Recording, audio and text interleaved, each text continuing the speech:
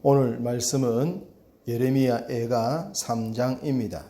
회복을 위한 탄식의 기도라는 주제로 말씀을 전하겠습니다.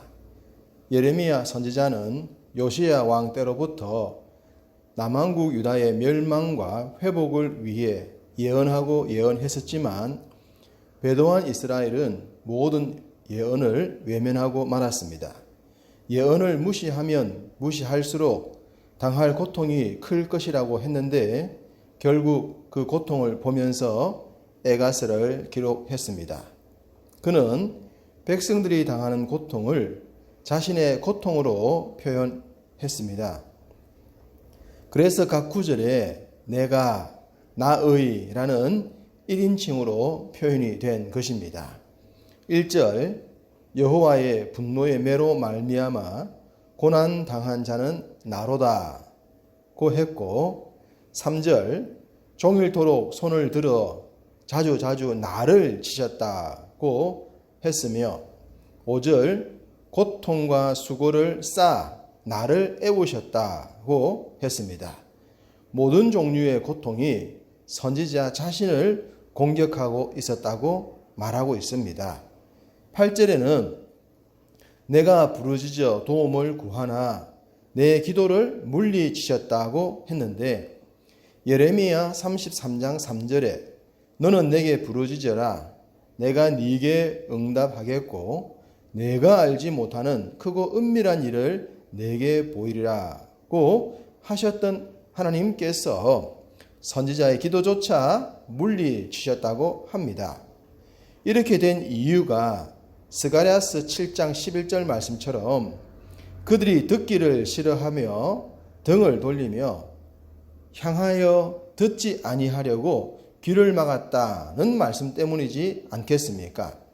아무리 선지자가 긍휼을 위해 기도하더라도 당사자들인 백성들이 귀를 막고 마음을 닫으면 해결책이 없는 것입니다. 이런 상황에 접한 선지자는 절망을 할 수밖에 없었을 것입니다. 18절 나의 힘과 여호와께 대한 내 소망이 끊어졌다. 1%라도 가능성이 있으면 소망을 가지고 도전할 수 있습니다. 언제든지 역전은 가능하기 때문입니다. 그러나 지금은 그 1%의 가능성마저 사라진 상황이 되고 말았습니다. 이스라엘 백성들의 모습에서는 더 이상 1%의 가능성도 발견할 수가 없었습니다. 그래서 선지자는 백성들이 당하는 고통은 어쩔 수가 없고 유일한 희망인 하나님을 향하고 있습니다. 21절 이것을 내가 내 마음에 담아 두었더니 그것이 오히려 나의 소망이 되어 사오문. 백성들을 보면 희망이 보이지 않지만 눈을 돌려 하나님을 향하니 거기엔 희망과 소망이 보였습니다. 이미 오래전부터 예언하셨던 대로 말입니다. 고통의 시간이 지나야만 회복이 될 것이라는 말씀 말입니다. 선지자는 작은 고통을 통해 회복되기를 원했었지만 이제 그것은 의미가 없어져 버렸고 큰 고통이라도 하나님께서 회복시키실 날을 보면서 희망을 가졌다는 말입니다. 그렇습니다. 하나님을 향하면 언제나 희망과 소망이 보입니다. 23절 이것들이 아침마다 새로우니 주의 성실하심이 크시도소이다. 시편 92편 2절과 3절에 아침마다 주의 인자하심을 알리며 밤마다 주의 성실하심을 베품이 좋으나이다 라고 하셨던 말씀과 일치합니다. 현실을 바라보았던 어제의 아침은 힘들었지만 하나님을 바라보는 오늘의 아침은 새롭고 좋다고 말입니다. 그러므로 우리의 시선은 항상 하나님을 향함이 좋은 줄로 믿습니다. 선지자는 계속 말합니다. 25절과 26절 기다리는 자들에게나 구하는 영혼들에게 여호와는 선하시도다. 사람이 여호와의 구원을 바라고 잠잠히 기다림이 좋도다. 하나님의 역사하심을 기다리고 기다리는 자에게, 희망을 포기하지 않고 주의 구원을 바라보는 자에게 하나님은 선으로 다가오십니다. 기도하는 자세에 대해 3가지 요소를 말씀드린 적이 있습니다. 기도는 기도하고 기대하고 기다리는 것이라고 말입니다. 기도는 누구나 할 수 있지만 하나님의 역사가 일어나고 응답이 있을 때까지 기대하고 기다리는 것은 그렇게 쉽지가 않습니다. 응답의 시간이 길면 기대도 하지 않고 기다리지도 않게 되기 때문입니다. 잊어버리고 마는 것입니다. 그러나 기다리고 바라는 자가 복이 있다는 25절과 26절 말씀처럼 우리의 영성에도 기다림과 바라봄이 충만했으면 합니다. 시편 40편 1절, 내가 여호와를 기다리고 기다렸더니 귀를 기울이사 나의 부르짖음을 들으셨도다. 다윗의 고백입니다. 이런 고백처럼 현재 예루살렘의 회복은 70년이라는 시간을 기다릴 수밖에 없었습니다. 그러면서 현재의 고통은 끝이 아니라 회복을 위한 과정임을 분명하게 고백합니다. 33절, 주께서 인생으로 고생하게 하시며 근심하게 하심은 본심이 아니시로다.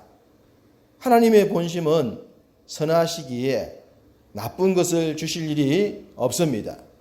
그 관점을 잃지 않는다면 내 삶에 나타나는 좋지 못한 일들은 좋음을 향해 나아가는 과정으로 볼 수 있겠습니다.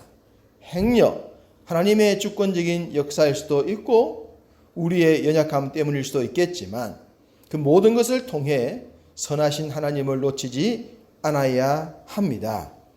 현재 이스라엘은 바벨론의 정복을 당했고 이스라엘을 정복한 바벨론은 성자의 기쁨을 누리고 있습니다. 그러나 이것이 끝이 아니라고 했습니다. 이 모든 현상 속에 하나님의 뜻이 무엇이냐 하는 것입니다. 38절 말씀에 화와 복이 지존자의 입으로부터 나오지 아니하느냐. 현재 이스라엘은 화를 당하고 있습니다. 그것은 그들이 하나님의 뜻을 철저하게 저버렸기 때문입니다. 반면 바벨론은 복을 누리고 있지만 그것이 그들의 전부가 아니었습니다. 하나님과 무관하게 누리는 복은 언제든지 화로 바뀔 수 있기 때문입니다. 그러니 궁극적으로 화와 복의 근원을 알아야 하는 것입니다. 그래야만 진짜 좋은 것을 잃지 않게 될 것입니다. 선지자는 앞서 1장과 2장에서 여호와여 보시옵소서라며 부르짖음의 초점을 하나님께 맞추었는데 본장에서도 하나님께 초점을 맞춥니다. 40절과 41절 말씀, 우리가 스스로 우리의 행위들을 조사하고 여호와께로 돌아가자. 우리의 마음과 손을 아울러 하늘에 계신 하나님께 들자. 앞서 선지자는 모든 고통을 자신의 문제로 보는 1인칭으로 표현했다고 했는데 이제 백성들도 그런 자세를 가졌으면 합니다. 자신들의 행위를 스스로 조사하고 하나님께로 돌아가며 마음과 손을 하나님을 향해 들자고 말입니다. 그것이 바로 참된 회복의 비결이지 않겠습니까? 호세아 6장 1절에 오라 우리가 여호와께로 돌아가자. 여호와께서 우리를 찢으셨으나 도로 낫게 하실 것이요 우리를 치셨으나 싸매어 주실 것임이라. 탕자의 비유를 통해 우리가 잘 알고 있듯이 언제든지 주께로 돌아가면 아버지 되신 하나님께서 용서하시고 품어주시는 줄로 믿습니다. Return to the God. 하나님께로 돌아가는 것. 우리가 평생 잊지 않아야 할 아주 중요한 말씀입니다. 56절. 주께서 이미 나의 음성을 들으셨사오니 이제 나의 탄식과 부르짖음에 주의 귀를 가리지 마옵소서. 선지자는 확신을 가지고 기도합니다. 이미 하나님께서 자신의 음성을 들으셨다고 말입니다. 앞서 8절과 44절에 자신의 기도가 상달되지 못하게 하셨다고 했지만 이것은 비유적 표현에 불과합니다. 하나님은 언제나 우리의 기도를 들으십니다. 다만 우리에게 회복을 주셔도 될 때를 주관하실 뿐인 것이죠. 때로 응답이 더딘 기도 제목으로 인해 탄식이 되더라도 하나님의 때를 믿고 기도의 줄을 놓지 않기를 바랍니다. 불가능해 보였던 바벨론 제국이 70년 만에 무너지는 기적이 있었듯이 불가능해 보이는 우리의 기도에도 그러한 기적이 임할 줄 믿습니다. 오늘도 주의 주권을 붙드시고 주의 뜻에 합당한 기도로 승리하시는 여러분 다 되시기를 주님의 이름으로 축복합니다.